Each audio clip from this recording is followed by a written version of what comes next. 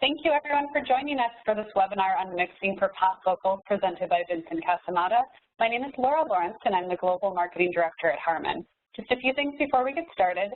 Everyone on the call is muted to keep down noise levels during the webinar. However, there is a chat function where you can submit questions to the presenter and he'll try to answer as many questions as possible at the end. This webinar is also being recorded and the link will be made available a few days after this presentation. We do have a number of other webinars taking place over the next few months for audio, lighting, video, and control, and we would like to encourage you to take a look at the different webinars in our Learning Sessions workshop series on pro.harman.com, as well as visiting Harman Professional University to see our many on-demand and certification courses that are available to you for free. And now I'd like to introduce you to Vincent Casamatta, the presenter for today's webinar. Vincent has spent the past 18 years mixing front of house for artists including Maroon, Halsey, and Prince. He got his start mixing at small clubs in Chicago, where he owned and operated a recording studio in the early 2000s before moving to Los Angeles a decade ago. Now I'm going to pass the mic over to you, Vincent. Thanks, Laura, and thank you for having me again. I really appreciate that you guys are doing this, and you know we've all kind of been in this holding pattern for so long now that it's cool to kind of keep the learning going. After doing my first one of these with you guys a few weeks ago until now, kind of realized a few things, and kind of what the goal of today is. I'm going to try to kind of go through an interview or like a brief overview of the topic, and then get more into questions at the end because I feel like that section of it always gets shortchanged. I have a little bit of a PowerPoint presentation to go through with this, but thanks everybody for joining me, and I'll just dig right in. So kind of the topic of this conversation is mixing pop vocals, but really it could just be vocals in general. For whoever doesn't know me on this platform right now, I mean, I didn't start mixing pop music. I've spent the last few years mixing Maroon 5, before that Halsey and Prince, but really I got my start in clubs and in the studio, and really mixing is mixing regardless of the genre. So I think that all this is going to be able to be applied to everything. And with that, let's see what I got on the first slide here. All right. So the first thing to think about is how are you going to pick your mic, and maybe what other considerations do you have when you're starting off with an artist. There's a lot of things that you're not going to have control over, and it's good to kind of, if you make a list in your head or come up with a plan before you move forward. I know when I started with Maroon 5, the very first show I ever did with them was in a stadium in Mexico with no sound check, and the first time I ever heard Adam Levine in a microphone was in front of 40,000 people. I didn't get to choose the microphone. There was very much nothing in that situation that I had control over, but I did have time to do some research ahead of time. So great things to ask yourself. What's this artist all about? Do they have a bunch of explosions on stage, a bunch of cryojets, or are they with a really loud band behind them, a bunch of guitar amps, cymbals? You know, those things are going to kind of inform your decision on which microphone to pick. And I'm not going to get into specifics on most of which gear I use or don't, because it just changes. And I think it's kind of your job and responsibility as an engineer to be familiar with everything and pick and choose accordingly. So there's always trade-offs, right? So essentially, if you have a singer that is quiet, let's say, and you have a bunch of loud cryojets going on around them, you might want to pick a microphone with a tighter pattern and less bleed, but obviously knowing that what you give up in that situation is going to be, if they have poor mic technique, or if they're off access at all, you're going to lose them completely. So those are kind of, you always have to kind of just be aware of the trade-offs, and it's something good to think about ahead of time. Handling noise is kind of the same thing. If you have a singer that jumps up and down or spikes the microphone, like, you know, I use a pretty robust and rather inexpensive mic with Adam Levine, because every night that microphone is hitting the deck at least once, you know, full speed, and I need it to not break every night. With Halsey, she had a segment in her show where she did kind of a dance, a choreographed number in the middle of a pool of water in the center of the arena. So in that specific case, again, we had a rather expensive microphone, but it was a cost that they were willing to kind of deal with when that thing got covered in water every night. But it's kind of your job, and makes sense before you even start to decide what the situation is. And then you just have to kind of do some research on what the singer's voice is all about. Falsetto, Halsey's a great example. She had a lot of low mid information in her voice and not a whole bunch of top end, just inherently. And those things aren't good or bad, but you just kind of have to, if you can pick something that accentuates the good and kind of diminishes the bad on the front end, then it's going to require you to do less work down the road. So that shouldn't be like a huge revelation to many people, but a lot of people skip that step when they say, oh, I only use this thing no matter what. And then so the great way to do research is, like I said, a lot of times in this business, we all get thrown into things. We all know what people sound like on record, but ask around, ask for multi-tracks, ask management for tracks if you can. If you have the ability to show up at a rehearsal or rehearse ahead of time, do so. Go see them, stake out an artist ahead of time live, or even on YouTube, or even, Instagram if they post videos. I think like just spending the time to do your research is, so many people skip the step. It's an easy thing to do, and you're definitely rewarded for it. So that's that slide.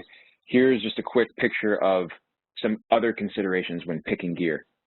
You can see here, this is Maroon 5's last, the Red Pill Blue Tour arena stage setup, and it's a V-shaped ramp. And you can see just by proximity of this photo that I could practically touch the tip of the ramp with my hand from mixed position. So I know that I have a singer that is going to be spending their time in the middle of an arena in front of a thrust that has me pinned all the way against the back of the wall. So everyone has, just ask yourself what your situation is before you start making decisions. Same thing here. You have just an empty, I believe this is a soccer stadium in, where was this? Singapore, I believe, last year. And so again, I'm 250 feet away from a stage and a ramp, and then there's the back view. But I mean, it's important to remember. I mean, it's cool to be at a point in my career personally where this is a reality, and I have so many other people in the equation helping make a show happen. But I started at a club level for many, many years, and everything is kind of up to you. So that can be an empowering thing. You need to spend time. This kind of segues into, I think, my next slide, which is how to speak with an artist about kind of what they're trying to achieve and what you're trying to achieve, because a lot of times those things aren't rooted in like a similar reality. And a lot of times you're kind of given a situation that you have to roll with until you can kind of gain someone's confidence. So with every single artist I've ever worked for, vocals are an issue that need to get addressed, and you need to find ways to have constructive conversations with those artists at every level. So I don't think very few artists have perfect microphone technique or understand the relationship between what they're doing and the end result. So, you obviously don't want to barge in and say, hey, you're doing everything wrong. And you also want to pick and choose your battles, but at the same time, come up with creative solutions to try to find problems. Halsey came up with a great solution where when she would kind of choke up on the capsule, when she was kind of grabbing it too high, it's terrible with all these cryojets. It would make things so unbearable in the PA that it was just almost unmixable. And she came up with a really clever solution of taking some like dual lock Velcro, cutting a thin strip of it and putting a collar right under where the capsule screws on. And so that was just like a hand stop for her, so she could kind of in her head not have to think about what she was doing and just take care of a problem. It made an incredible difference. You never had an issue again with grip or handheld technique. Yeah, so those are all conversations that are really worth having before you even pick a mic. What else I want to touch on here? There's a lot of things to go on with this topic. Yeah, correcting issues before they hit the mic. So much of what we do is psychological, and you don't necessarily go and fix psychological problems with a tool per se, And even if you did, what would the right solution be? So, confidence and pitch, and those things are all very related. with every artist, I always record the board mix, and at the end of every tour or maybe every week of shows, maybe cut out a few clips of great performances that you think your artist had and just send them to them, you know, over email or text or whatever, and just say, hey, like, yeah, I think this show this night was really awesome. Your pitch was really on. And in their head, they might already just kind of make the connection, like, oh, I was doing this that night, or I warmed up extra, or I didn't warm up, or whatever it was. You're going to help them do their job, and in effect, you're going to be able to mix this vocal better. Because at the end of the day, if you're just pushing a vocal on top of the mix and it doesn't sound good to begin with, then, you know, what are you doing really? So I'm trying to make this a more like holistic approach. With pop vocals and even rock vocals, at this point, playback is a huge part of productions. So pretty much everyone is going to have some level of backing tracks, whether it be just some doubles on a chorus or a full-on replacement at times of what your singer is doing. Maybe they have, I don't know, a choreographed routine or some sort of gag that kind of makes it impossible for them to fully sing. And so with that, you really have to take ownership, not in an aggressive way, but you have to work with the rest of the people on your team, whoever your playback engineer is. And you should be, you know, either mixing, or if you don't have to mix what's happening, but you do have to be involved in the decisions that get made. One of the tricks that kind of I usually employ is because record vocals have so much hype and top end on them, and they're so compressed. What I'll do, and a lot of people will do, is take the microphone that your artist is using live and have them just recut a few passes, and then you can kind of comp them together, and you can use what is essentially the same sounding microphone for playback. And sometimes I even roll off a little bit of high end on the playback vocals so that there's a little bit of air left for your actual live performance mic to kind of ride up above them. One of the things I find incredibly annoying when going to see shows that I hear a lot is get to the chorus, and then I hear these just like super flash, super shiny vocals just cut right over the top of what the artist is doing. And if they just would have low passed it a little bit, or maybe done it again but not compressed it as much, it would have felt way more natural. And those are super simple things you can do so that when it comes time to mix your show, the vocals just fit way better. Auto-tune's another great topic. It's kind of come in my career full circle. I know artists that in the early 2000s, it was like a huge taboo secret that they were even using auto-tune on their records, let alone live. I think there's a time and a place for all of it. There are times, but again, you have to feel this out with your artist and their management, and you know, just do some poking around. Sometimes it can be helpful. Sometimes you'll be the one doing it. I will sometimes just insert it for words, kind of have it on a macro or on an insert point where I can just kind of pop it in for certain words or phrases that I know my singer might be having difficulty with that night. And I could even talk to them about it later and say, hey, you did great. I popped you in. I just gave you a little bit of help to get you over the line for these phrases on this song. And they can spend some time working on that or not. And that way they're not, it's so much of the time artists, understandably, they just get inside their own head. And as we all do when we're self-critical about what we're doing. And it's easy for people to kind of be focused on the minutia and miss the big picture. So I would use auto-tune, you know, use it as a tool, insert it in and out if you want, but also like, don't take away, this is something when you're working with young artists that I've noticed is you don't want to take away their ability to be self-sufficient. I'm trying to think of a good analogy here, but like, you know, let them stumble along the way and figure it out before you just take away their ability to have a skill.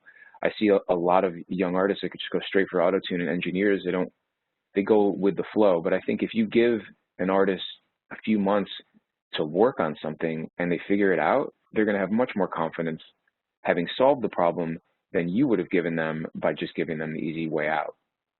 You know, you don't have to make a big issue of it. If it's not going to happen, it's not going to happen. But spend the time. It's a good opportunity for everyone to work together. And also, like, you know, we're out here putting on these really amazing shows for an audience, and giving the artist a chance to be in the driver's seat as opposed to taking something away from them is a worthwhile effort. So, in or on. This is a topic that is kind of near and dear to me. I didn't go a lot into my background into this, but I grew up just listening to, nothing but a lot of kind of loud punk music, whether it's The Clash, the Sonic Youth, and everything in between. Early on with Prince, he came up to me and he looked at me and he says, "I bet you're one of those people that puts the vocal under the mix." And the truth of the matter is, like, that's the music I grew up listening to. A pop mix, for me, a mix in general, it's not about the loudest thing in the mix. You wouldn't need anybody to tell you how to do that. In fact, none of us would even need to have jobs. The reason why we have jobs is because this is not an automatable task yet. There's no always, never, do this, don't do that, just put the vocal on top. If it was that simple, you wouldn't be watching this video, and I certainly wouldn't be doing this for a living. It's all, people are paying for your judgment. And at any moment in a mix, when you're putting together a mix, compositionally, you have to ask yourself, what drives the mix? Is it the vocal?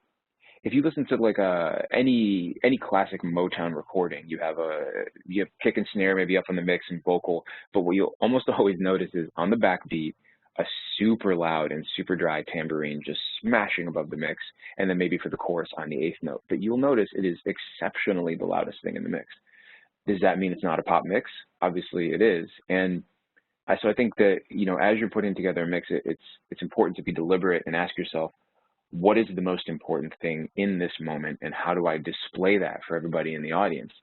And might not be the vocal, but generally speaking, the vocal needs to be there. So we can talk about how to make space. There are a lot of ways to do that. Just 2 quick tips that I kind of always do when I'm setting up my session is I have an instrument bus and maybe a drum bus, but everything will kind of feed an instrument bus, and then the vocals won't, and then they'll meet in the master bus. So what you can do is just, feel free to liberally at times EQ your instrument bus to make room for certain parts of your vocal. I've even sidechain compressed it just maybe in the low mids if I'm having issues with body or something, or if the cymbals are too brash, kind of like high mids, to kind of like push down a little bit of room when the vocal is going. And I think making space also includes not digging yourself a hole. One of the things I see a lot of engineers do is just do too much. Early on in my studio days, when I thought I knew everything, I decided that I was going to record a band and I was going to mix it only using high pass and low pass filters, and just mix on faders, no compression, no EQ. And what that exercise taught me was how little work you really need to do if you have really good source material. And it's really worth trying this. I mean, you can try this when you're mixing live, or take some multi-tracks in the studio, load them up in Pro Tools, whatever, and just try to balance out a mix with just high and low pass filters. And you'll get a real sense of what matters in that song at any given time. And then you can play to that. You don't always just smash a compressor on something, or boost some high-end EQ, or cut low mids. And when you just, or over DS something, because those S's might be the only thing that cuts through a very chaotic sounding room. So everybody would be benefited by just starting off doing nothing. When I was mixing, for another great Prince story, he came up to me one time. I was mixing one of his side projects, an artist that he was producing. And he had a little party so that he could kind of showcase them. And I set up the console in the very back of the room, and he snuck in through the kitchen, and he looks over at me, and I give him a little nod. Obviously, it's like a little more nerve-wracking having him next to you while you're mixing his artist that he's trying to develop. And so immediately I put my hands on the console, like I'm going to do something. And he said, "You don't need to show me that you know how to mix, just mix." And so kind of from that point on, the first thing I do is nothing. You don't need to constantly be doing something to prove to anybody that you know how to do your job. Sometimes it's better to just take one full step back from the console so that it's not in arm's reach, and then ask yourself, what does this situation need right now? I know that these aren't super technical things, but I promise that they work better than any technical thing that somebody can tell you to always do or never do. So 2 great ways to make space. just EQing an instrument bus or sidechain compressing it maybe. But also just kind of be aware of what's most important in your mix at that moment, and talk about holistic composition instead of just how to turn a vocal arm. This is a lot of people will probably take issue with this, but this is me taking a cell phone picture of a 2-bus recording of a Maroon 5 show from earlier this year, just to kind of illustrate. Every night I record the show, I dump it into Pro Tools and export it, put it in a Dropbox for the guys to listen to, and it's helpful for me too, and everyone should be doing that. But if you look at this just 2-bus kind of waveform, the one thing you're going to notice is it's pretty slammed. And this is something I would encourage everybody to try. It's definitely my style. I don't think it works for everybody, but you can definitely find room for your vocals within a compressed mix, and it can really tighten things up as well. So you can draw conclusions from this too. If you look, I remember early on in my studio days, I had a little bit of a mentor at a studio in Chicago, this engineer named Jim Reeves, and he could kind of pull up a master from a recording, and just on VU meters, he could tell you who mixed it. You didn't even have to hear the mix. He could tell just by how the meters were moving whose mix it was and what the style is. And as you're kind of developing a style and finding a place for your vocals, do this every day. And then also take other people's mixes, load them in, look at them, watch the meters, and you're going to get way more information from it than you think. And it's going to help you make compositional decisions that will really help you place the vocals too. So it's worth doing. All right, compression and EQ. That's pretty much all we got besides moving a fader. So again, this kind of goes back to people always doing a certain thing or over compressing a certain thing. If you only have 2 things you can do in almost any given situation to problem solve, then you kind of want to be judicious and plan it out. So my signal chain, normally kind of how I route things, vocals coming into an input. I will likely, on the first insert point, insert an EQ and a high pass filter because I want to get things clean and a bit sculpted before I hit a compressor because, excuse me, I generally compress very aggressively. And if you have any issues with your sound, like let's say some tubbiness in the low mids, that's going to hit the threshold and your compressor is going to start behaving erratically without you even, you're going to be off base before you even start. So try to sculpt the sound a little bit. And then I typically go into a very fast attack and release compressor. And I have a kind of a medium long attack because I want those hard sibilants and consonants to cut through. And I have a very quick release that kind of opens up into the next round of compression. And it gives it a very tactile sense, especially with modern pop records. They tend to be a bit drier on the effect side, and they're using compression as an effect. You can really suck the life out of your mixes, though, if you do this too much or in the wrong way. So you kind of have to experiment. And then after that, I'll typically de-es it if I have to. Excuse me, I'm outside right now. You might be able to hear that background noise. But and then on the second insert point, I'll probably put, like I said earlier, the auto tune. If I might want to pop it in and out, that's something that you can do in the second insert point. And I will do some EQ at that point just to sculpt the vocal, not for any feedback or anything else like that. Just a high pass and maybe a few things if there's some rubbing in the low mids. And then that'll go to a group. And the group is kind of where you take care of the final things that need to happen for the PA. I don't like over EQing for feedback elimination, even in those situations where I showed you guys where the singer is going to be in the middle of the room or whatever it is. If you cut all the life out of something for that one moment where they're in front of the PA, then you've kind of lost the battle overall. So you can pop things in and out in those moments, but don't. I guess like you wouldn't wear a raincoat outside on a sunny day in the small chance that it was going to rain. Just keep it in the car. So it's the same thing. Just have stuff handy, but don't just be walking around sweating in a raincoat. So and that's the same thing with people anyone who says always and never. I kind of try to shy away from those things. If it was that simple, again, this would all be automated and none of us would have jobs. So you know, try to take every situation at face value. And that's basically it. It would be good to get some questions in here, Laura, and we can kind of like loop back on some of this stuff through that, if that's cool. Yeah, definitely. Give me 1 second here. You just closed out my view when you did that. Oh, shoot. Sorry. No, that's okay. I just need to figure out where the chat went. Okay.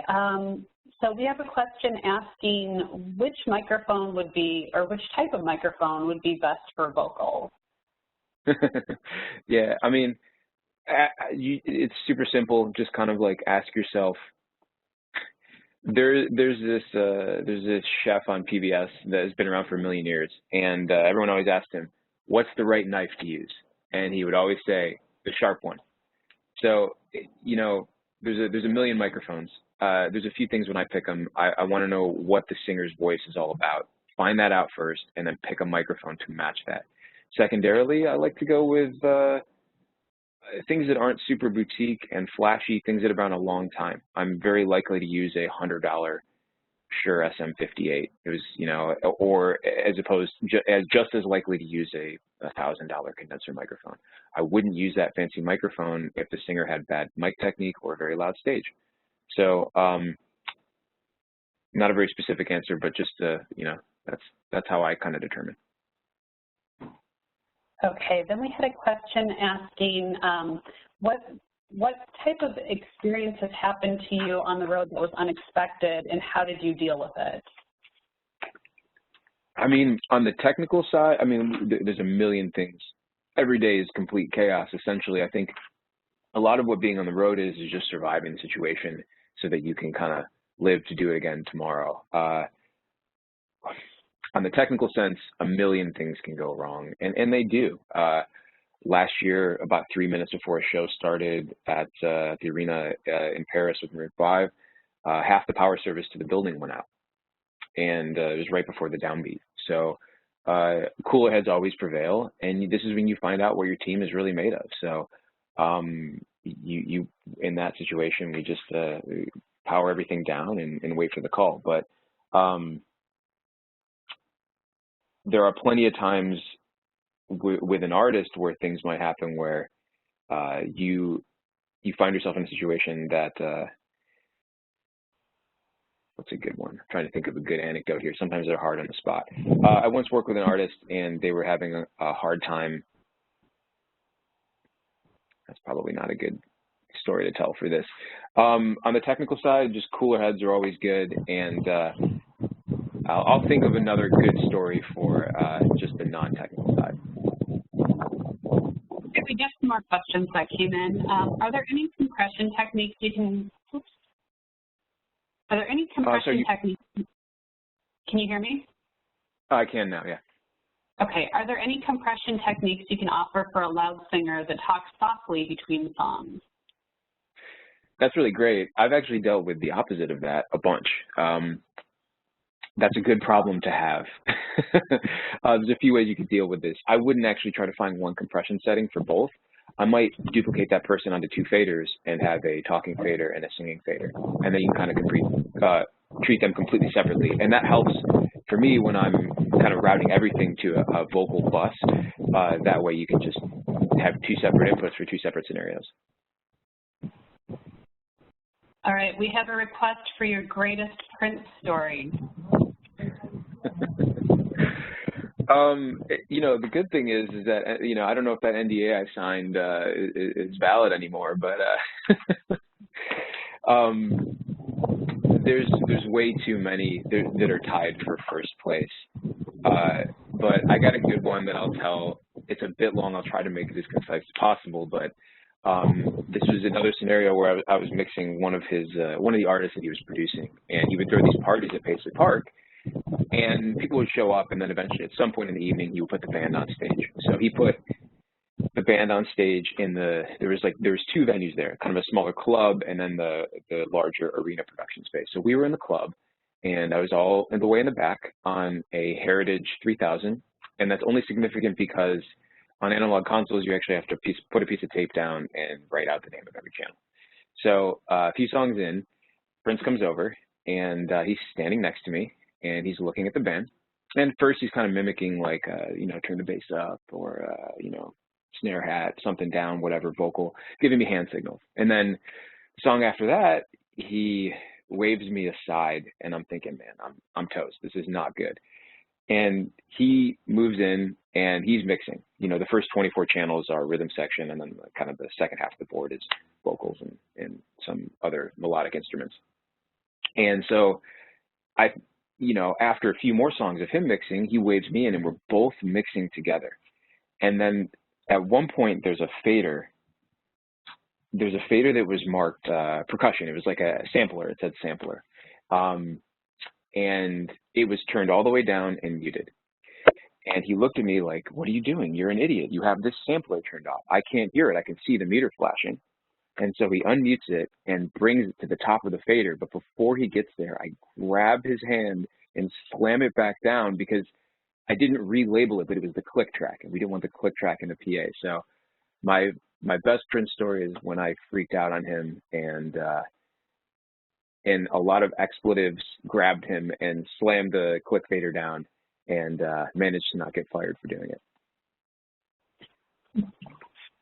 All right, next question is asking, in your recordings, do you bounce first your multi-tracks and add vocals or mix it at the same time? Can you ask that one more time? Yeah, it's asking, in your recordings, do you bounce first your multi-tracks and add vocals or mix it at the same time? Yeah, I mean, I think I kind of get the question. Typically speaking, in a live show, I will take a MADI stream or a split and just multi-track the entire show. But in addition to that, and I think this is maybe what they're getting at, is I'm recording every single subgroup as well as the master bus and a mix minus vocals. And that gives you a lot of flexibility for if you have to do a quick mix for broadcast later, or if your singer wants a mix minus vocals so that they can warm up to it before the next show. So I guess the answer is yes to everything. Okay, next question is asking if you use multiband compression or dynamic EQ in your vocal chain. Yeah, it just kind of depends on the singer and the mic. Sometimes you'll inherit a mic from a previous engineer, or the singer has an endorsement or something, and they may have some issues. So the answer is yes. When do I use those things? I guess just like everybody else. It's not my go-to, and typically I don't have those things working very hard. I know a lot of engineers lay into multiband compressors very heavily, but I have to find a good reason to use something before I insert it in my chain live, because so much of what we're fighting against is phase coherence issues and signal to noise ratio and very, in venues. So there has to be a problem that needs to get fixed enough to put a piece of gear in line. You got to kind of ask yourself that. Okay, the next question is asking if you can please explain how you use side chain compression. Okay, cool. I mean, I use it in a few different ways as it pertains to like the percussion section. Typically, I will have a sub-frequency bus. I won't say just bass bus because, in most modern pop and rock productions, you might have some bass synths as well as a bass guitar. Those will typically hit a bus, and then I'll just sidechain them in the kick drum to make some room for the kick drum. A few tips with that when you're doing that I found very helpful. Set the release to be on the quarter note. So however many milliseconds a quarter note of that song is, automate it for that song and set the release to that quarter note or half note or some subdivision that is musical. All those things serve to tighten up problems with a reverberant space, and it's always good to be kind of like serving that. As far as vocals are concerned, if I'm going to multi-band compress something, because it's a pretty heavy-handed thing to have to do, it's a bit of a last resort, and kind of the best way to do it is take a multi-band compressor and just pick one band to key your vocal to, so that one band kind of moves out of the way a little bit, and that band is going to be equal to whichever area you're having the most problems getting the vocal above the mix. And that's going to depend on your singer. But I wouldn't just like sidechain compress the entire vocal, or the entire instrument mix to the vocal. That has the potential to sound very weird. And you're really going to want to, in that case, maybe have more longer, more gentle kind of release times, or else it will sound unnatural. Okay, next question is asking, have you addressed the cupping of vocal mic issue? Have I addressed what's the issue? The cupping of vocal mic. Cupping. Yeah, I mean, a little bit. I think one of those good techniques, and I have to give Halsey credit for it, because she basically, her and my monitor engineer Scott Wassilk came up with a great idea of just putting a small ring of like the sharp side of the Velcro, just cut a small strip of it and put it right under the capsule, and say, tell your artist to, once they feel that, just don't go any further, and that should be simple enough, hopefully. Okay, next question is asking, how do you determine the right reverb setting? Is it by space or by artist style? Yeah, I mean, I don't typically change my reverbs venue to venue, so I guess it's more for what I'm trying to achieve artistically. One of the things that me and my current systems engineer, Matt McQuaid, have worked a lot on is pre-delays, is specifically experimenting with like super long pre-delays. I'm talking like over 80 milliseconds sometimes, and I think you can even kind of time those out to the half note maybe, or quarter note at least, of whatever song you're in. And so whatever reverb you choose, try to experiment with some pre-delays. Very tight pre-delays can kind of smear the vocal, and I think can kind of get in the way of vocal clarity. And so it's always better to kind of like err on the side of maybe too long of a pre-delay. All right, the next question is asking, how much hard drive space do you carry? Yeah, most of what I'm doing these days is I'll have a few different solid state bay drives, maybe about 1 terabyte each, and then when they fill up, I'll dump it to an archive, and then I will move on to the next one. Don't archive on solid state drives, and always make 2 copies. Okay, next question is asking, do you have a high pass starting point for, as an example, a typical male vocal? Yeah, great question. And this is a cool thing about like not using your eyes and using your ears. What you see on a screen for a high pass filter is not what's actually happening. Maybe take the time to kind of send some pink noise to it and scope it out on an RTA and see what it's actually doing. In absolute numbers, typically speaking, it depends on the rate of drop per octave. But let's just say like a typical 24 dB per octave high pass filter, somewhere around 110 maybe. But that vastly depends on the mic and the console. Okay, I think this question's related. What RTA and or anti-feedback system do you prefer to use to eliminate feedback in vocals and the overall PA sound? I don't have a whole lot of preference here. I think that, the only piece of gear that I use as like a vocal gate for the most part is the Neve primary source enhancer. But that's no secret at this point that, they're probably making 1,000 of those things a day. They're really great, and they feel very natural. But I think that gating vocals is a tricky subject, so use sparingly and don't if you don't need to.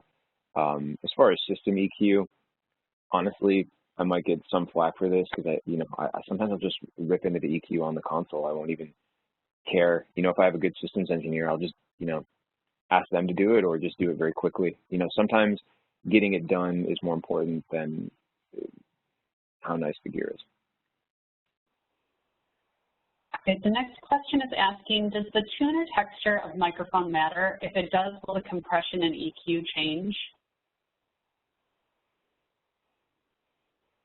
Yeah.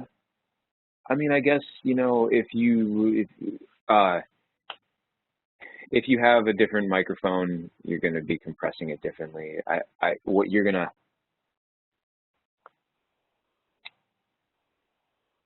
Yeah, okay. So I guess in a specific instance, if you have a microphone with a wide pickup pattern that has a lot of bleed in it, you're going to be compressing. And your singer doesn't have good mic technique, you're going to be compressing a lot of that bleed. So the best way to check that is record, just multi-track, and like pull up the file the next day and listen to it, and does it have a lot of bleed in it? And if so, you're probably on the wrong microphone, or they need to work on their technique. Okay, the next question is asking, which do you prefer on live shows? Equalize first, then compress it, or compress it, then equalize? Both. So I think what you really want to do is get your vocals sounding clean with EQ, because ultimately, if you have problems before you compress it, those problems are going to be exacerbated by the compression, or the compression is going to key the threshold off of them. So I'm always going to high pass. I'm always going to make some cuts if there's any kind of like rubbing or kind of tubbiness in the low mids. We'll take care of that first, then hit the compressor, and then you're going to have to re-EQ it. People, you have to really kind of not boost a bunch.